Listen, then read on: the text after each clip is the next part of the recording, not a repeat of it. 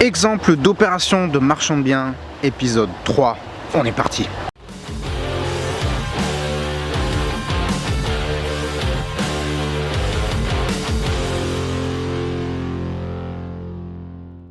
Salut à tous, ici Yoni le marchand de biens, j'espère que tout roule pour vous, que vous faites des affaires et que vous avez la forme. Je vous fais cette nouvelle vidéo donc qui est l'épisode 3 de l'opération de marchand de biens que je vous ai proposé de suivre avec moi pas à pas. Donc là on est au mois de janvier, ça fait déjà un petit moment que l'opération est enclenchée et donc je vous fais une petite mise à jour.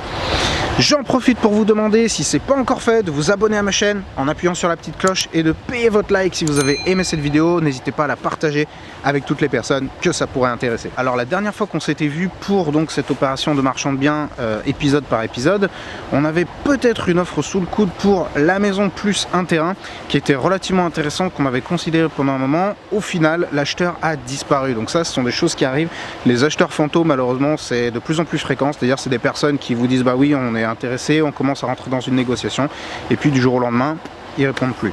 Donc c'est un petit peu dommage, les gens je trouve ont de moins en moins de corrections, mais il faut faire avec, donc on rebondit et on attaque.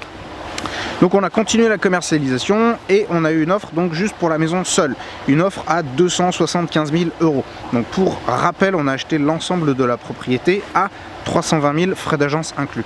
Donc là on a eu une offre pour 275 000 €, pareil, frais d'agence inclus. Une offre assez intéressante, on est pile dans la fourchette de prix qu'on s'était fixé dès le départ dans notre étude de rentabilité, donc c'est très bien. Et après-demain, on va signer donc la promesse de vente pour revendre la maison. Pour ce qui est des terrains, c'est un petit peu plus compliqué. On n'a pas encore eu d'offre. Je vous cache pas que là, on commence à être un petit peu inquiet. On se demande un petit peu ce qui se passe parce que les terrains sont super bien placés, super agréables. Comme vous pouvez le voir, l'environnement est très calme et c'est plutôt joli, très bien placé dans la commune dans laquelle on fait l'opération. Donc ce qu'on a fait, c'est qu'on a réalisé une baisse de prix. Alors pour rien vous cacher, on a fait des erreurs sur le début de la commercialisation. Hein. Ça arrive à tout le monde, même aux meilleurs, de faire des erreurs. Donc c'est pas grave. De toute façon, quand on entreprend, on fait toujours des erreurs, mais ce qu'il faut faire, c'est rebondir, s'en rendre compte et puis changer de stratégie, changer son fusil d'épaule. Donc c'est ce qu'on a fait ici. Donc on a réalisé une baisse de prix, on a repris la main sur la commercialisation et on s'est lancé donc à commercialiser nous-mêmes ces terrains. Donc là, ce matin, je suis venu pour faire des visites. Donc on va faire des visites, voir ce que ça va donner.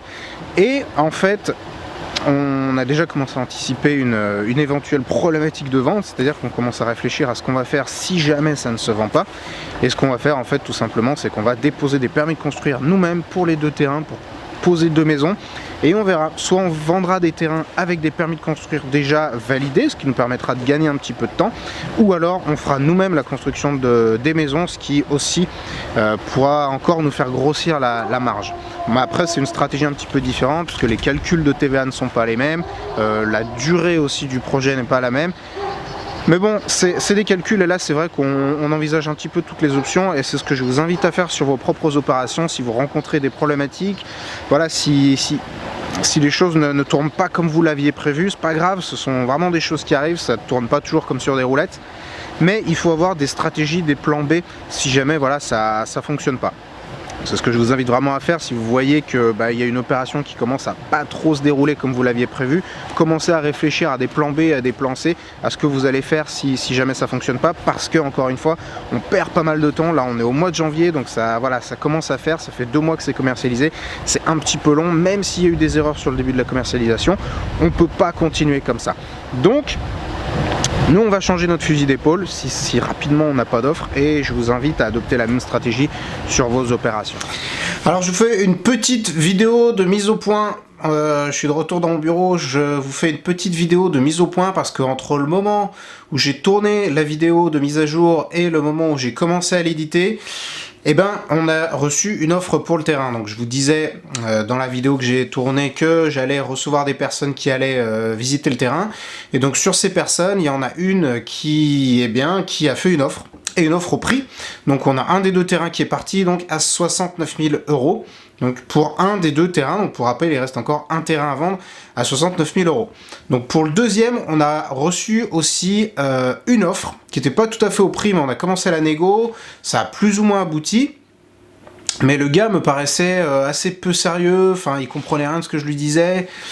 Et donc, comme c'était pas très fiable, ce que je lui ai demandé de faire, c'est tout simplement de se mettre en relation avec un courtier avec lequel je travaille, et ce afin de vérifier la solidité de son financement, parce que il faut que vous sachiez que sur les dossiers de construction de maisons individuelles, donc comme sur le dossier qu'on a là, beaucoup de personnes sous-estiment en fait les coûts qu'elles vont avoir pour mener à bien leur projet. Donc elles se disent ah oui, le terrain il coûte 70 000, la maison elle coûte 120 000, j'ai 190 000, c'est bon.